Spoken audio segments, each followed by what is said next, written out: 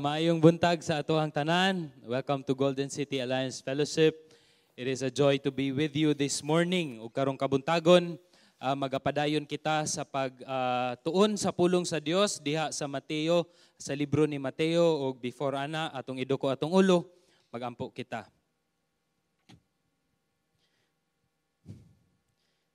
Ginoong Dios, wala kami igong kaalam nga musabot sa imuhang pulong. Apan sa grasya ni Ginoong Hesus ug sa paggiya sa balaang Espiritu nga amo ang gihangyo nga muuban kanamo karong kabuntagon, amo agayong masabtan sa amo ang huna-huna ug kasing-kasing ang imuhang pulong karong kabuntagon. Salamat kaayo sa ngalan ni Hesus.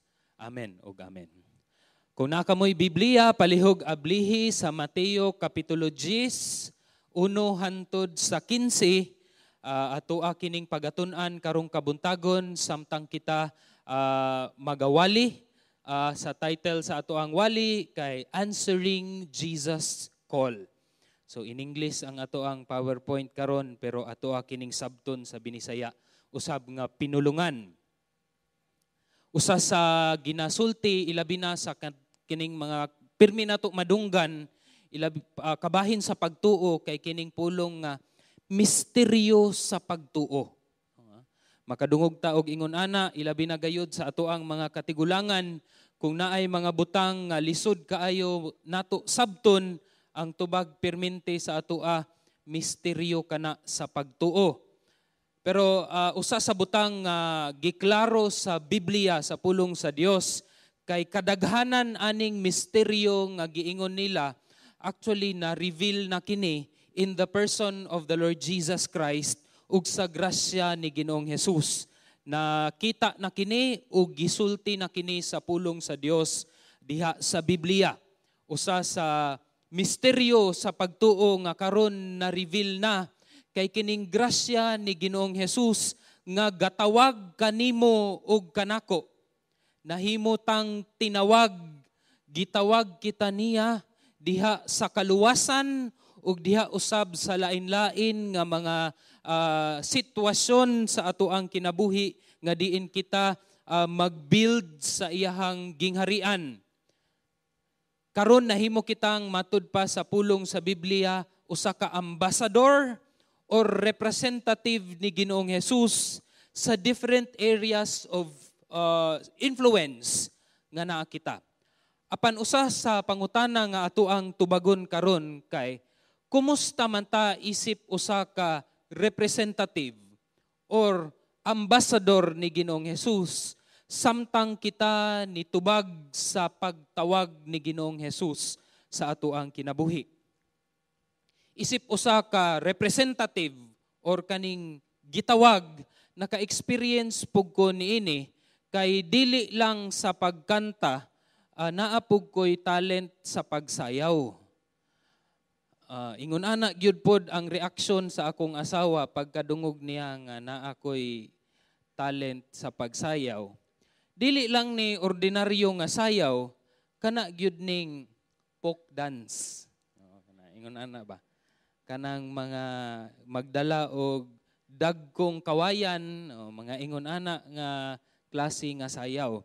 Tininuod gyud ni kay nag-audition ko kadtong elementary ko nga mahimo kong folk dancer, nadawat gyud ko, no?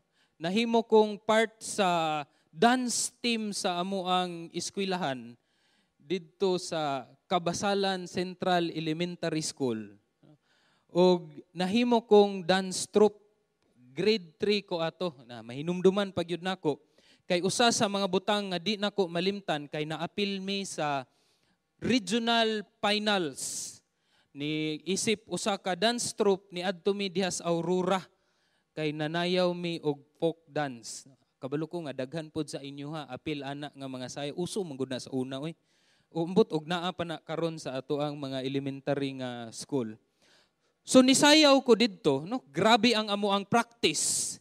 Grabe ang amo ang tinguha. Unya naabot na gyud sa among kasing-kasing og una-una nga mudaog gayud kami ani nga sayaw tungod sa effort nga amo ang gihatag. The effort we put in in practicing o rehearsing. Pero kabalo man gyud ta nga naay mga butang nga dili gyud nato maandaman, no, bisag unsay ato ang pagpractice. So naabot Miss Aurora, lingaw kaayo ko kay permiro nako nga murag bakasyon, no, gawas sa amo ang lugar nga kauban ang ako ang mga amigo sa dance team. Pero usa sa gipalit sa ako ang mama nga amo ang uniform kining barong Tagalog kay folk dance lagi. Ang iyahang sleeve kay sobraan man kalong, very long sleeve. Ambot og naamoy ingon ana nga long sleeve nga kanang og imuhang sulubon bisan og naka sirado, nakabutunis na diha, maus-us. So dili man kaayo god lami paminawon. So kadalihok nako murag kinahanglan ko nga mag-ana-ana aron mobalik siya sa posisyon. Wa nako nabatian nga usa di ay kini sa butang nga makahatag kanako og mawala ko sa concentration sa amo ang pagsayaw. So mao nang sayaw nami. Pag sayaw na namo kada pila ka minuto or segundo, mabatian man ako nga murag muus-us man ang ako ang very long sleeve. So matag karon og unya murag mag kisi-kisi ang akong kamot kay para mubalik sa saktong posisyon ang ako ang very long sleeve. Wala ko nakabantay nga murag ang mga judges magsigi di ay kog kakitaan nga lami na kayo, dungan kayo mi sa sayaw, pero naara may kalit nga mukirig didto nga dancer nga taas kaayo og long sleeve. Sa ako ang pamati, murag okay ra, pero pag abot na sa announcement of the winners, wala man mi ni daog. Second lang mi. Unya nabantayan nako murag sulod sa akong kasing-kasing, nabati nako nga murag ako mangyud to ang cause or hinungdan nga nganong napildi mi. Kay wala naman kaayo ko ka-concentrate sa sayaw kay matag karon og unya mukirig lagi ko kay ang ako ang long sleeve sobraan man kataas. Misulti ang amo ang teacher nga stricto kaayo pero karon kay naghatag siya og encouraging words. Ningon siya nga dili man ikaw ang hinungdan. Naalang gyoy mas maayo sa atoa. Pero deep inside my heart nabati gyud akong umrag ako man gyud to. I felt really bad. No? Kanang grabe gyud ang amo ang pagpractice isip usa ka team. Grade 3 ko ha pero nabati na nako ang kaguol sa akong kasing-kasing nga murag usa man ko sa hinungdan, dakong hinungdan nga wala miming daog. Second lang mi.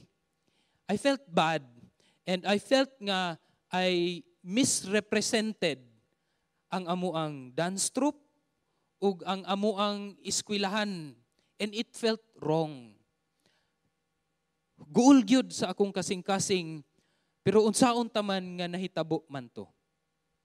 And many times, many of us kabaluta tinawag gyud ta sa Dios sa usa ka lugar nga naa kita karon, usa ka influence nga diin kita gibutang sa Dios gikan man sa atuang mga trabaho, sa atuang business ug uban pa.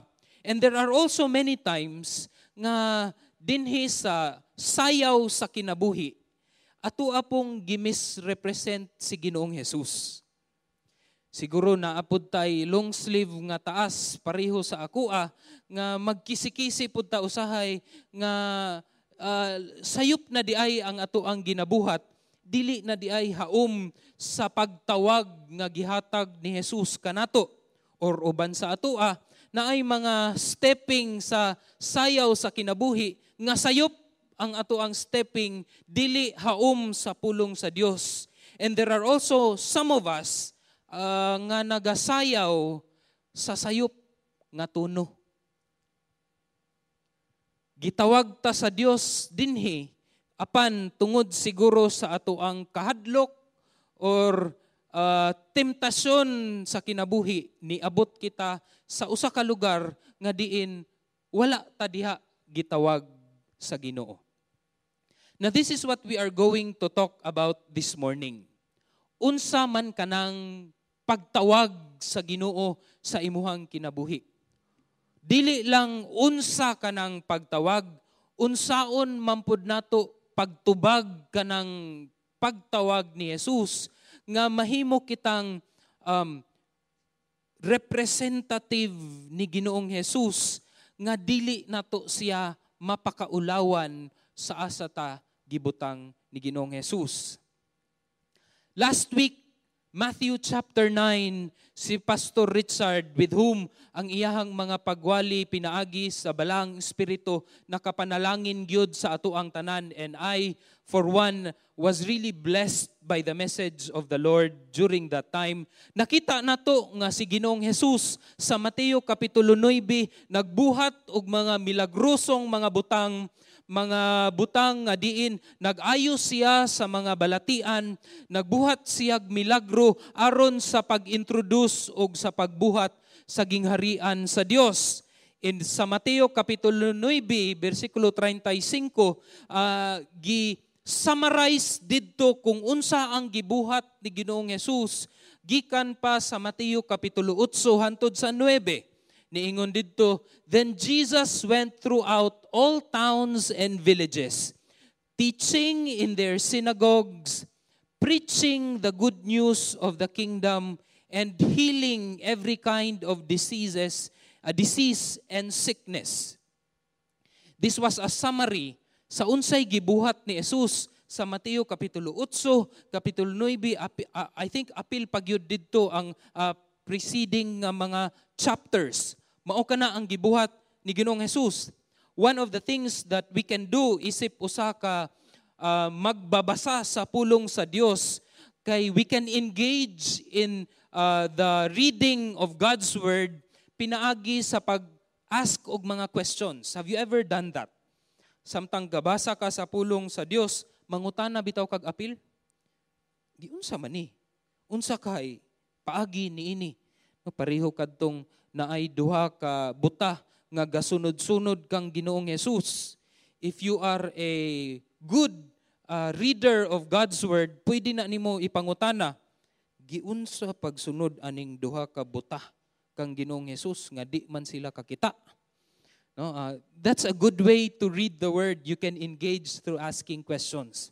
So one of the things that I ask, nangutana ko sa samtang gabasa ko ani sa pulong sa Dios nga nganong kiniman ang pamaagi ni Ginoong Jesus sa iyahang ministry ni adtong panahona. No nganong kapoy-kapoy mangyud si Jesus nga galakaw-lakaw mangyud siya ug kiniman ang strategy ni Ginoong Jesus. So there are two things that I found out samtang nangutana ko ani nga question, a twofold strategy, reason nganong kini ang strategy ni Jesus. Number one, I believe it is to introduce and build the kingdom of God during that time. No, kining word nga introduce ato agyud ning gitagaan og highlight, usa kani ka introduction ni Ginoong Jesus para sa pagbuhat sa gingharian sa Dios. Kay kabaluman si Jesus nga dili man ni hangtod sa kahangturan, ingon ani ang paagi nga siya gyud mismo ang mo build physically, maglakaw-lakaw si Ginoong Jesus sa pagbuild sa iyahang kingdom. This is only an introduction sa pagbuhat sa sa gingharian sa Dios. Unya maunang iyahang gikuyog ang iyahang disipulo. Kay iyahang i-training, second reason. Pero makita nato sukad sa chapter 8, chapter 9, it was Jesus who is doing it. Siya gyud na perminti.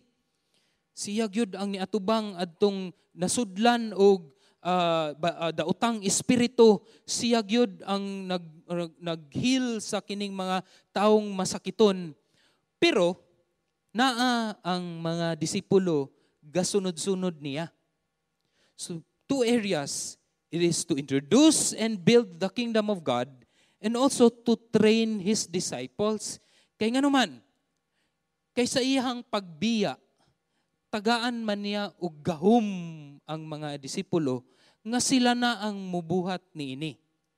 Which is why in the very first verse sa Matthew chapter 10, niingon si Jesus kay iyahan namang gibuhat ang initial nga mga works in building the kingdom, iyahang gitawag ang 12. Jesus called the 12 disciples and He gave them authority.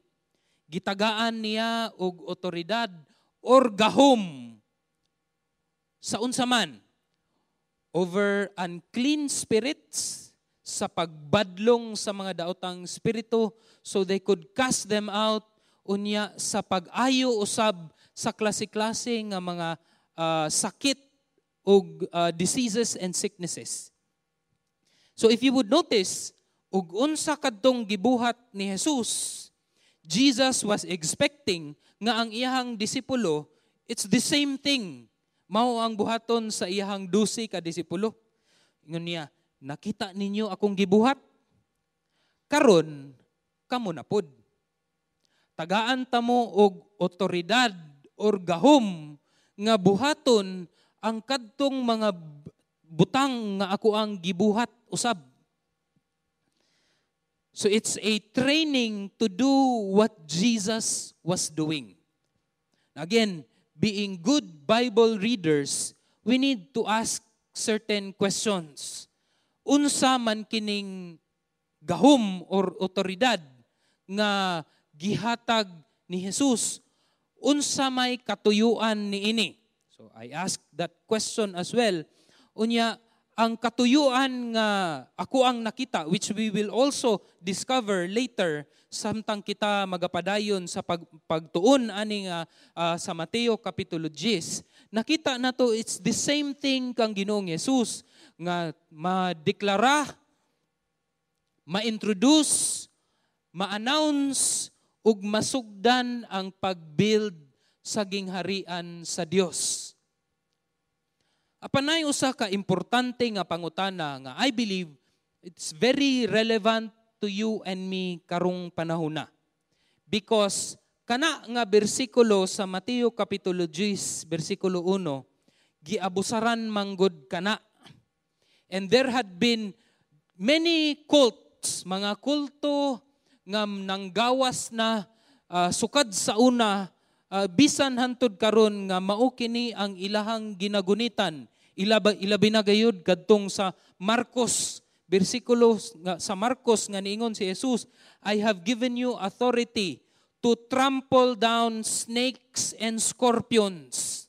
Nya niingon sila nga ang gahom sa Ginoo nga ihatag kanato, dili na kita madutlan sa unsa mang mga malalang mga bitin ug uban pang mga mananap. So nanginom sila og kaning poison nga matay silang tanan. So this is one of those verses that are abused. So we ask this question. Is this an all-inclusive power engagement? In other words, kitabang tanan sukad sa una hantod karon, kitabang tanan gitagaan ani nga otoridad or gahom nga moayo sa tanang balatian, mubuhat og mga milagro, unya dili ta madutlan og unsang malalang mga butang. Now we want to clear this up. So akong gibuhat kining usa ka table, makita nato dinhi. So sa panahon ato ang ikumpara kini sa panahon sa libro sa mga buhat, Book of Acts, and at the same time ang karon modern day church. Unsa man kini nga endowment nga otoridad or gahom, unsa man ang pamaagi sa pagpakita niining otoridad or gahom, ug unsa man poy resulta niini. Nakabaluta sa Mateo kapitulo 10, niingon didto nga gitagaan ang disipulo og otoridad. Sa mga buhat 1 kapitulo 8, gitagaan sa Dios pinaagi sa balaang espiritu ug gahom ang mga disipulo aron mahimong witnesses. Asa gikan gikan sa Jerusalem hantud sa Judea ug Samaria padulong sa ends of the earth. So gahom aron mahimo silang witnesses, mao kana ang endowment sa ni Ginoong Hesus. In the modern day church, I believe sa 2 Peter chapter 1 verse 3, gitagaan pod kita og gahom or otoridad. I believe it's the same thing. Gahom og otoridad. Unsa may end result aning gahom og otoridad nga gihatag sa Dios sa disipulo niadtong Mateo 9, sa disipulo sa Acts 1, sa Book of Acts ug sa atoa karon sa modern day church.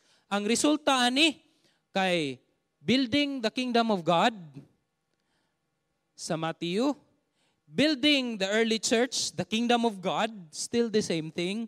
Sa Acts 1:8, now we are given authority and power by the Lord Jesus Christ to build His church sa karong panahon. So it's the same thing. Unsa ang gihatag? Gahom, otoridad. Unsa ang end result? It's the same thing. To build the kingdom and the church of Jesus Christ sa unsa mang panahon nga naa kita. Pero unsa may pamaagi? Unsa man ang engagement? Sa Matthew chapter 10, ang gihatag didto nga gahom kay pinaagi sa pagbadlong sa mga daotang espiritu ug sa pag-ayo sa masakiton. That was the specific engagement of the power. In the book of Acts, nadungagan kadto na ana ang tongues, the miracle of tongues and other miracles and wonders. Pamaagi. But it's the same source of power, it's the same source of authority, and the same expected result. In the modern day church, maugyud kini ang gibalik-balik ni Pablo nga ang otoridad or gahom nga gihatag sa balaang espiritu kanato kay ang fruit of the Holy Spirit and the gifts of the Spirit in order to build, equip the saints to build the kingdom of God. And part of that, so siguro mangutana ta, so wala na di ay mga milagro. Now, klaruhon na to na because there are many places usab naka-eksperyensya na sab kita nga naa gihapon ang mga milagro. Pero maubag yun na ang regular nga panghitabo. The moment nga mo share ka sa pulong sa Dios, nahabagyod na yung mga milagro, perminti nga mahitabo. No. The miracle is you.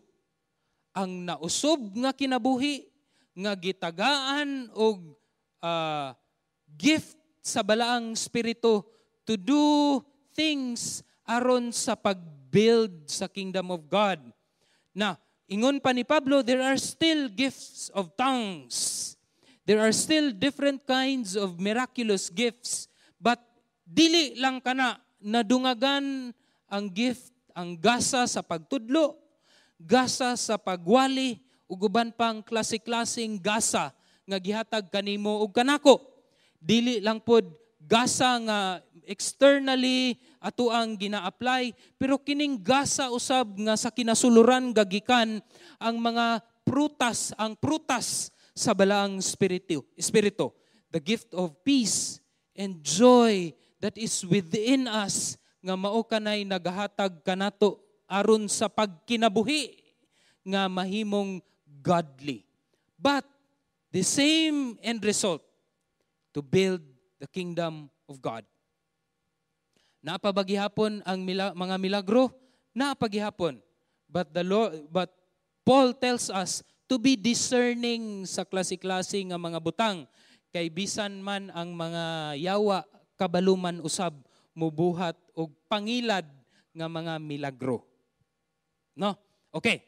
So mao kini ang gihatag ni Ginoong Hesus sa disipulo ni adtong panahona to cast out bad spirits or demons, and to heal every kinds of diseases. Gitagaan og otoridad. Unsa man kana ang gamit anang otoridad ni padayon si Jesus after nga gisulti ni Mateo ang kadangalan sa 12 ka disipulo, niingon si Jesus sa bersikulo 5 hangtod sa 6. Do not go to the Gentile regions and do not enter any Samaritan town. Go instead to the lost sheep of the house of Israel. Again, mangutana ta, muraman og pabor-pabor man ni si Jesus. Nganong dili man didto sa Hintil, nganong diri lang man sa Jerusalem? Na, two things. I believe this is the wisdom of the Lord Jesus Christ. Number one, I want us to remember nga mauni ang pinakapirmiro nga mission sa mga disipulo. The disciples were all Jews, mga Hudiyo.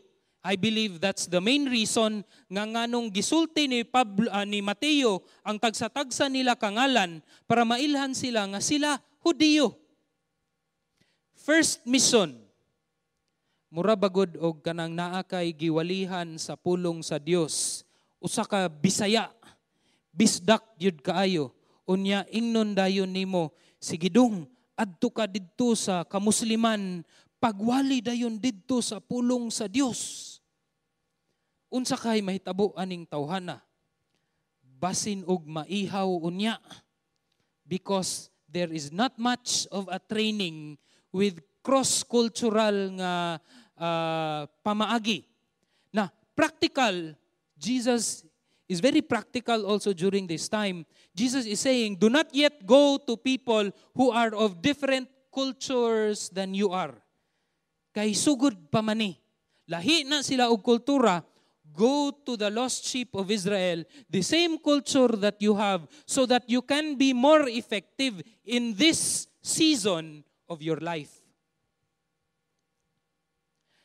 Second thing, I believe kanang pagbalik-balik bitaw nga gisulti ni Jesus nga ingnon siya sa mga tao nga ikaw na ang hari, ingnon pod siya sa iyang mama didto sa kadtong miracle in Cana. Ang tubag perminti ni Ginoong Jesus, dili pa ni mao ang ako ang panahon. It's not yet my time.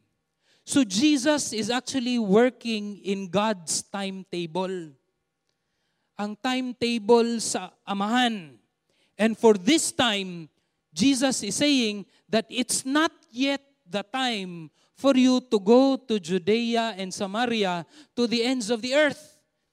Kay mahitabo man na sa libro sa mga buhat. For now, in God's wisdom, in God's timetable, dirisa ka sa imuhang season of life. We thank the Lord that we are also usa sa advantage of knowing our season of life. Kay atuwa usab maprioridad kung unsa man gyud ang calling sa Ginoo sa atong kinabuhi. And I believe God functions in that as well. Now there are three areas nga usahay masayop kita sa tawag sa Ginoo sa ato ang kinabuhi.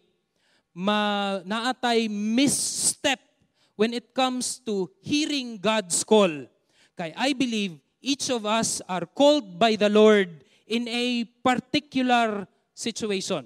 Now before I'll go to that, ako adiyang klaruhon nga naay duha ka klase nga calling. No? Kini gitawag ni sila sa Dios, naay duha klase ka calling. Two kinds of calling. Number one, there is this general calling. Kining general calling nga kadtong gitawag kita sa Dios sa kadtong panahon nga wala pa kita nakaila ni Ginoong Hesus. Ang tanan nga mga eksperyensya nato sa kinabuhi, kalipay man or kaguol man, mao kadto ang pamaagi sa Dios aron tawagon ta niya hantod makaila kita ni Ginoong Hesus unya mo resulta kini sa imong ug akong kaluwasan. But there's also this another calling which I call the particular calling. Specific nga calling nga diin samtang ikaw naluwas na pinaagi sa grasya ni Ginoong Hesus, Unya sa imuhang pagtuo, naluwas ka. Karon gitawag na usab ka sa Dios sa specific nga trabaho, calling, aron sa pag-build sa kingdom sa Ginoo. Kung asa man ka nahimutang karon, usa siguro ana kay kadtong pagkadungog nimo sa tawag ni Jesus, the calling of God. Na for the disciples, it is about the particular calling. Karong panahon na, in their season of life, they are called to minister didto sa Jerusalem. Kadtong panahon na. The particular calling could change. Karon sa mga estudyante nga naa dinhi, ang calling number 1 nga calling sa Ginoo sa inyuha are to be godly students. Kay naa man goy uban nga mga inahan moduol pod sa amua dinhi sa simbahan ug moingon nga, Pastor, unsa may lumay nga gihatag ninyo sa ako ang anak? Nga murag diri naman gapuyo sa simbahan, nabiyaan naman ang pag-eskwela. Kung graduhan ang ministry dinhi sa simbahan, murag 90-95 ang grado. Pero kung ang grado sa eskwelahan, murag gabitay man, 75, uban na hagbong na gyud. I want to clear this out, nga ang number 1 particular calling, I believe, for the students nga naa dinhi is to be godly and excellent in your studies. Primary. Number 1. For us, parents, naapod ni. No nga, parents, daghan kayo og ministry. Apil ani nga ministry, apil ani ang ministry. Unya, nadunggan na lang po dayon namo nga pag-uli sa balay, managan ang mga anak. Kay musulod na sa kwarto, kay niabot na ang dragon. I want us to understand priority. Your particular calling, asa man diha ang pagka-parent. We may be very good in the ministry nga gipiyal sa Dios dinhi sa simbahan, but then we don't recognize nga kana di ay pagkaamahan, pagkainahan, pagka-estudyante, pagka-employer, pagka-businessman is also a calling nga kinahanglan nato magkinabuhi nga Dios nun ug puno sa spirituhanong impluwensya. And we think nga ang kinilang buhat sa simbahan, maurag yoy halang dun kaayo nga pagtawag. Now I call actually this the misstep of calling. Mga 3 misses na miss out nato in answering God's call, calling ni God. Number 1 is the area of mistaken call. Nasayop ta ka maubag yun di ay ni ang gitawag sa Dios para kanako. Basin di ay nga kanang asa ka karon, maunang miserable ang imuhang kinabuhi, anang imuhang buluhaton karon, kay basin gadali ka og desisyon ni ana. Wala nimo na gidala sa pagampo sa Dios, or basin motivated ka na og mga selfish motivations. Kana bitawng usahay nga naay abli nga trabaho didto sa Canada. Pilay sweldo, brad? Maura ba gyud nay una day nato nga pangutana, no? Pilay sweldo, brad? Kuan daw minimum 80,000. Mao gyud na akong nadunggan sa ABS-CBN katong miaging adlaw, ha. So kinsa tong nang-apply. Di ta, joke lang. Okay, it's coming from selfish motivation. Dakog sweldo dito, brad. Apply dayon ta, adto dayon ta. Not hearing or not kanang considering kung asa man gyud ikaw gitawag ni Ginoong Hesus sa karon nga sitwasyon in your season of life. This is a mistaken call, and it will result to a miserable kind of life bisan man og abunda sa material ug financial nga butang. Ikaduha, there is also the misperception of God's word. Kanang sayop ang God's call, sayop ang imuhang pagsabot sa pagtawag ni Ginoong Hesus. Naa ikay murag hierarchy sa calling ni Ginoong Hesus. Ang panlantaw nato kinilang mga pastor ug mga full-time workers are considered to have the highest calling. Ang resulta, kaming mga naa sa marketplace, mga employees, dili ramang gyud kaayo ni ingon ana ka taas ang amo ang calling. So pwede ra ko mag-joke usahay. Pwede ra ko magbugal-bugal usahay sa akong trabaho. Late gamay. Kanang dawat gamay ug under the table. Because we have this misperception nga kadtong uban full-time, katong uban maura to'y tinawag na ay hierarchy sa calling. Kaming mga businessmen ug mga trabahante, dili ra kaayo. Now this is actually a misperception because each of us are called by no one else but the Lord Jesus Christ. Wherever you are, whatever you are doing, it's the Lord Jesus Christ who called you to be there. The same person who calls us to be here in the full-time ministry is the same caller nga nagtawag kanimo kung asa man ka gibutang karon sa Ginoo, and God expects you to be godly and excellent wherever you are. Mahimo ni siyang problema kung naatay lain-lain nga hierarchy sa particular calling ni Ginoong Hesus. Now the third misstep is the misrepresentation of God's call. There are many of us nga kabalo na gyud nga mao gyud ni ang tawag ni Ginoong Hesus sa akong kinabuhi. I am to be a businessman, a godly businessman that influences my suki, my business partners, so that they could hear God's word and they can experience the salvation of God. I am called to be an employee, a worker, and I build the kingdom of the Lord Jesus Christ as an employee. And some of us are called in full-time ministry to equip people so that they can build the kingdom of God para sa iyahang gingarian. For His glory, glory ni Ginoong Hesus. But yet, we misrepresent Christ in our particular calling. How? By the different compromises. Mga klase-klase nga compromises that we are doing.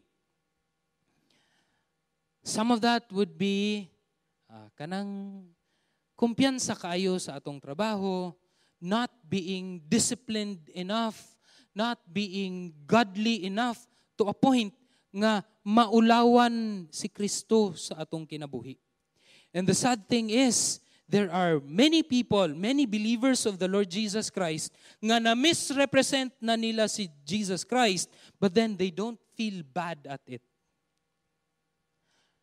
May pasiguro ako kadtong grade 3 ko nga nabati pud nako ang kaulaw nga na-misrepresent nako ang ako ang eskwelahan. Kay gasigi kog kisi-kisi samtang gasayaw. But yet, sometimes, that includes me and many of us, we don't actually feel bad when we misrepresent the Lord Jesus Christ in where we are called. When God calls us, it comes with authority and power. And in that authority and power and calling, God expects us to do something godly and kanang things nga makapahimaya sa ngalan sa Ginoong Hesus. In 2 Peter, wala na ko nasa. Anyway, so there are 5 ways a disciple should represent Christ. Matod pa sa Matthew chapter 10 verses 1 to 5. 5 ways. Number 1, we are to fully, completely understand and preach the gospel. So when Jesus Christ calls His disciples, unya gitagaan niya og authority and gahom, unya gitawag niya sa particular calling towards the Jews. Niingon si Jesus, as you go, preach this message. So wala naghatag si Jesus og canned good message. Kanang kumpleto na ba? Nanay introduction, nanay 4 points, 4 spiritual truths, and conclusion. But Jesus says, you have seen me do this. You have heard me preach this. You go and preach that the kingdom is near. Just a phrase. But do we expect nga pag-adto usab sa mga disipulo, gastorya lang pod sila? No, the kingdom of God is near. Now, I believe, no. This calling of the Lord Jesus Christ for them is coming out of the fact nga gitudloan na ni Jesus kining mga disciples, nakita na nila og giunsa pagwali o giunsa og pagbuhat ni Ginoong Jesus ang gospel, and God says you are to live it out, understand the gospel, you live it out, and you preach. The kingdom is near. And as we are also called in the different areas nga gitawag ta sa Dios, whether in being a businessman, a worker, an employer, a full-time worker of GCAF, or whatever it is, a housewife, or whatever it is, a student, we are to wholly and fully understand the word, the gospel of the Lord Jesus Christ, not only preach it. Kay naa may usahay, labi na ang mga hipokrito, maayo kaayo mo istorya, pero kulang di ay ang pagkinabuhi o pagsabot sa gospel. And Jesus is telling His disciples, in your particular calling, you wholly, fully, completely understand, live out, and preach the gospel of the Lord Jesus Christ. Ikaduha, 5 ways you and me should represent the Lord Jesus Christ is to generously give what you received. Ningon si Jesus sa verse 8, heal the sick, raise the dead, cleanse the leper, cast out demons. So, remember, ang otoridad o gahom nga gihatag ni Jesus sa mga disipulo are these. Ningon si Jesus, gitagaan ta mo ni ana, ipanghatag pod na generously. Unsa may mga butang ug mga gifts, mga gasa nga gihatag sa Dios kanimo. Whether it's financial blessings, material blessings, whether it's the gift of teaching and the gift of preaching, the gift of hospitality, the gift of mercy, the gift of prayer, and all of these different kinds of gifts, Jesus is also telling us, freely you have received these gifts, freely give. Generously give it all out. Give your life through these gifts nga gihatag sa Dios kanimo. We generously give what we have received. Unsa man kanang mga butanga. Naabay mga butang nga gihatag sa Dios kanimo apan imong gidalo sa imong isig kaigsuon sa asa man ka gitawag. Not only in church, but even in your employees, in your co-workers, sa inyuhang mga estudyante, classmate, ug uban pa. The third thing that ways nga we can represent Christ as His disciples is to radically trust. Mutuo gayud, musalig gayud sa provision sa Ginoo. Sa asa man ka gitawag sa Ginoo, mo provide gyud na ang Ginoo kay siya may gatawag nimo. Puwera lang kung ikaw ray gatawag sa imong kaugalingon, ikaw po'y mo provide sa imong kaugalingon. Apan si Jesus man kaha ang gatawag kanimo ni anang imuhang asa ka karon, then radically trust in the provision of God. Matthew 10:9-10. Ingon siya sa mga disciples, ayaw gyud mo pagbalon. No, ay mo pagbalon kay ug magbalon unya mo, magsalig unya mo. Magsalig mo sa inyong gold, inyong silver, inyong copper, in your belts. Ayaw pagdalag bag, no, kay basig na apoy sa pangbutang ninyo diha. No, sa bag ni Bunbun ay diaper, na ilimnon, tubig, ano, basin og babugatan ra mo. No, dili man na siya sala. Jesus, all of these things are not sinful, but it may lead you to sin. Kay didto naman noon ka musalig sa imuhang balon. Jesus is saying, radically trust Him, for the worker deserves His provision. Kung unsa ang imuhang pagrepresent kang Ginoong Jesus, maupod na ang provision nga ihatag ni Ginoong Jesus kanimo. Unsa man kalawom ang imuhang pagsalig kang Ginoong Jesus, sa asa ka karon? Are you in your season of life nga gahulat? Whether it's waiting for a particular job, whether it's waiting for a particular lifetime partner, whether it's a season of waiting, gahulat ka sa Dios. How much are you trusting in the Lord while you are waiting?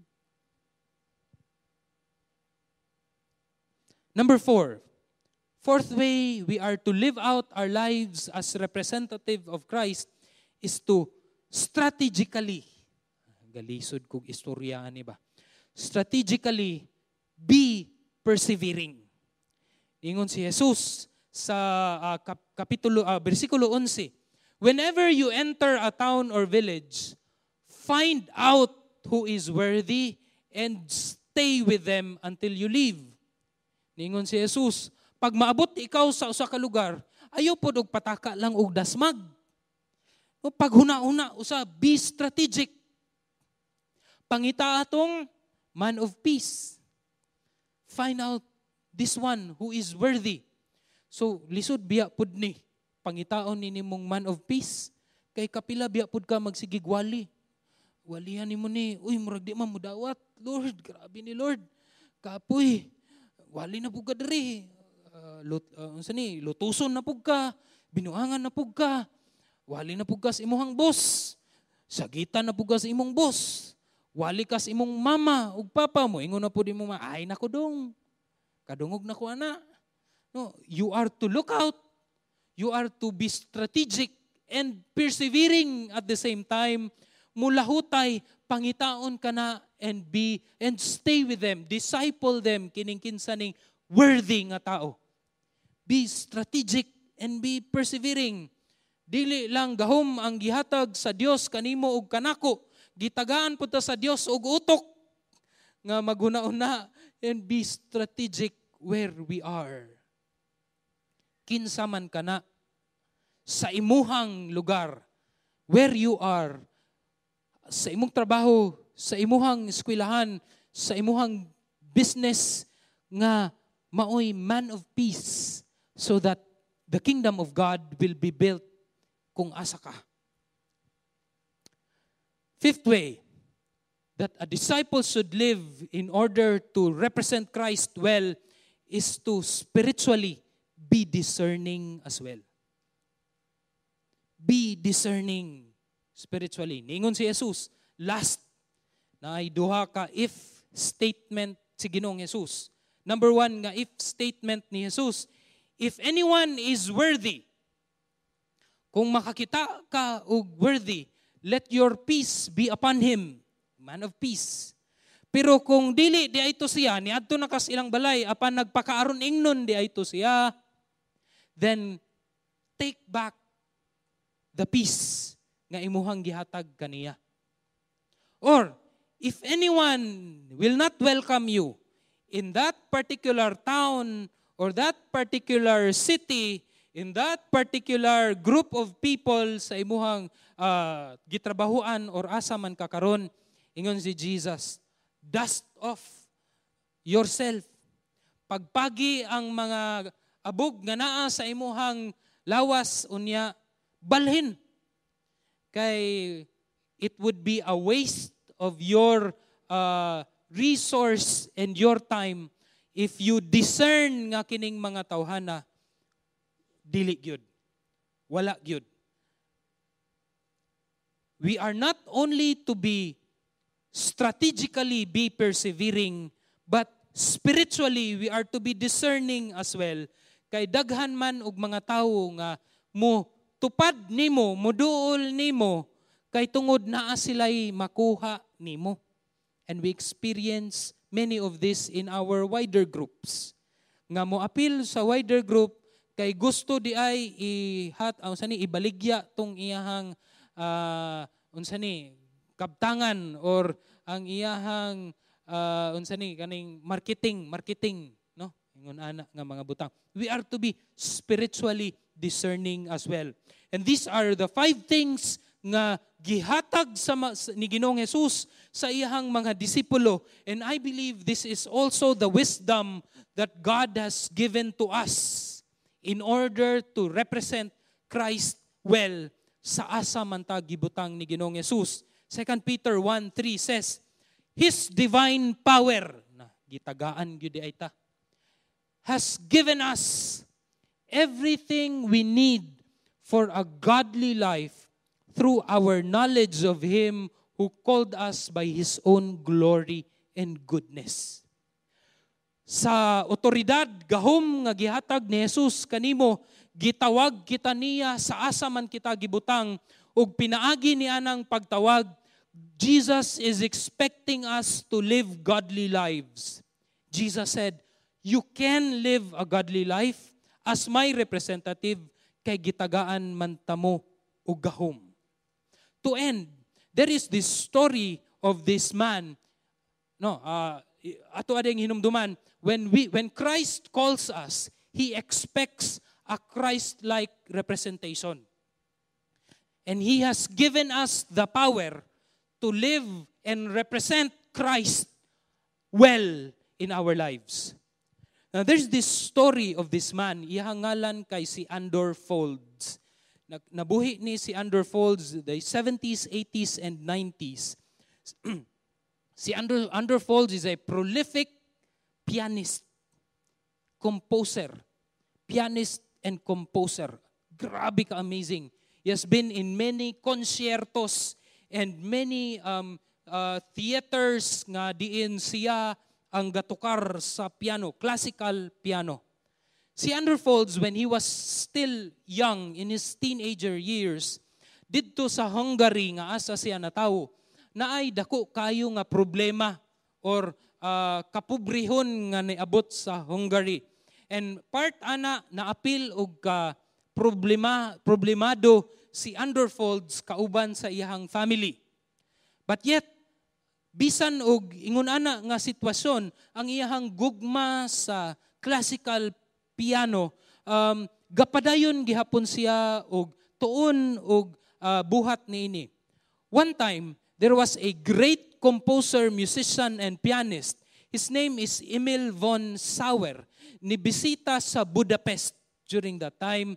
Unya, dito nga panahon usab, si Andor Folds was having his piano recital at an early age. Piano recital, and not knowing there is this virtuoso pianist among the audience. His name is Emil von Sauer. Unya, nagtukar dito si Andor Folds sa tukar ni Bach, Mozart, and uban pa nga mga Schumann and other amazing piano piece niadtong panahon na. After sa iyang piano recital, this man, Emil von Sauer, went up to Andor Folds. Unya, gihalukan niya si Andor Folds sa ulo. Paghalok niya kay Andor Folds sa iyang ulo, niingon si Emil von Sauer, take good care of this kiss.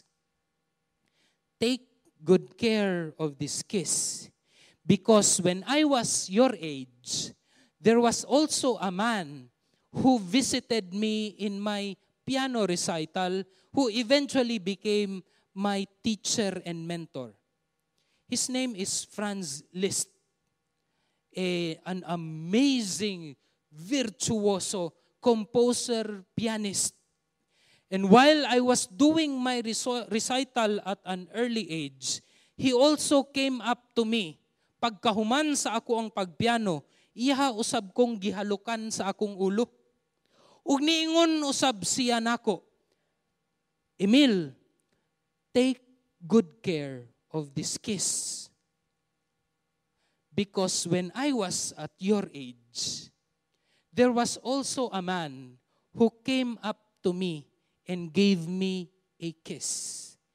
And this man is Ludwig van Beethoven. Beethoven told me to take good care of this kiss because this kiss comes once in a lifetime. Jesus is also telling you and me to take care of His kiss that He has given to you and me through the faithful men that have gone before us. You take good care of His kiss, His calling, wherever you are in your life.